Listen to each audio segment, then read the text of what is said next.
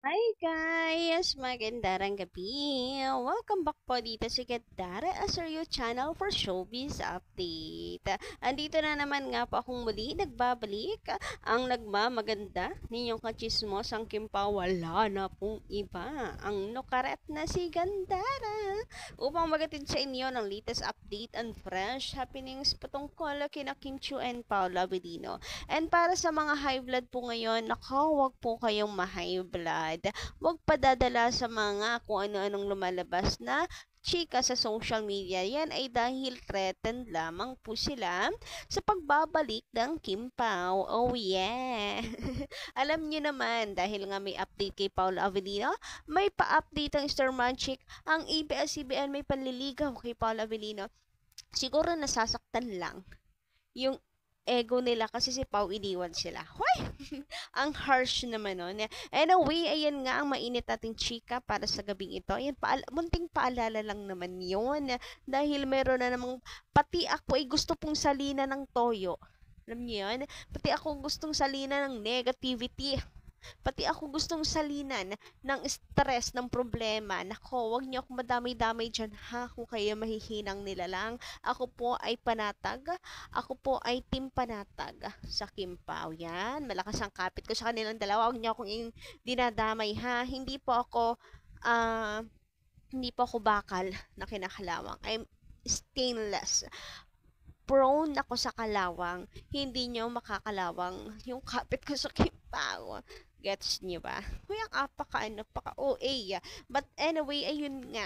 Ito yung chika po natin. Patungkol kina Kim and Paolo. Wala na, mga bashers. Sorry, atras na lang kayo.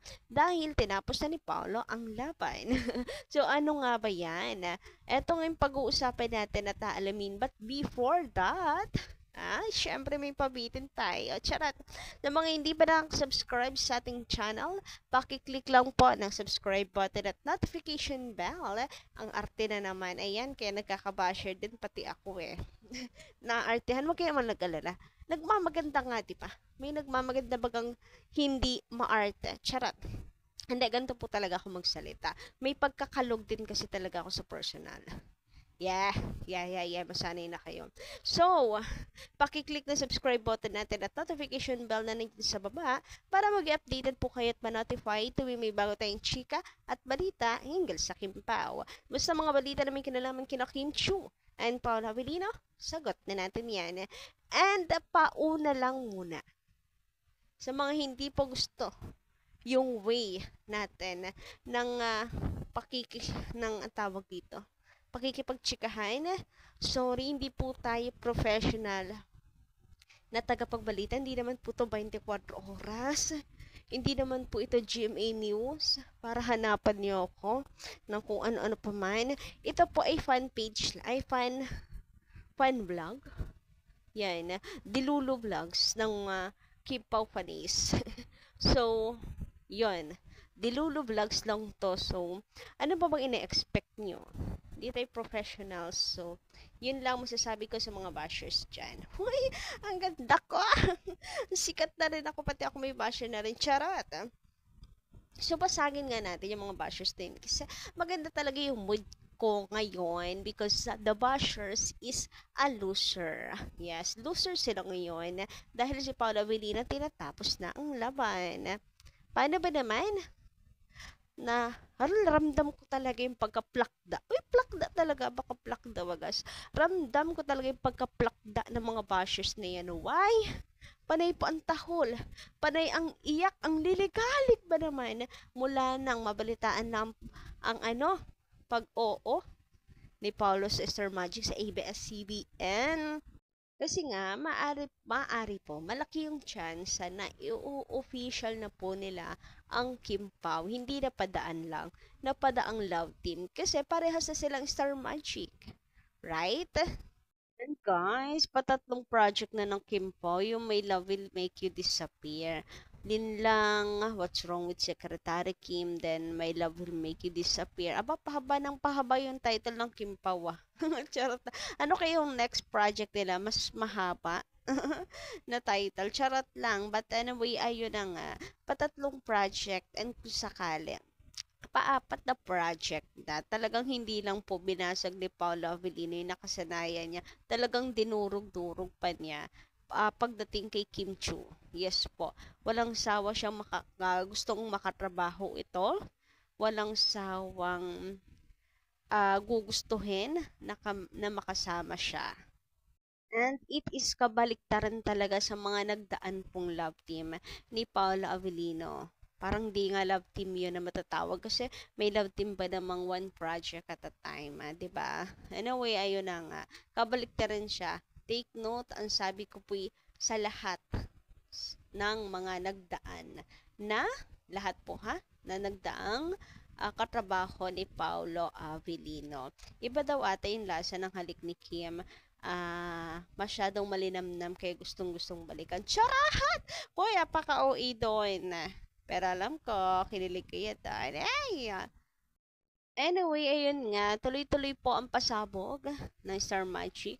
Meron pa silang blind item na nalalaman. Meron pa silang tawag dito, pahulaan, pahihirapan pang mga fans.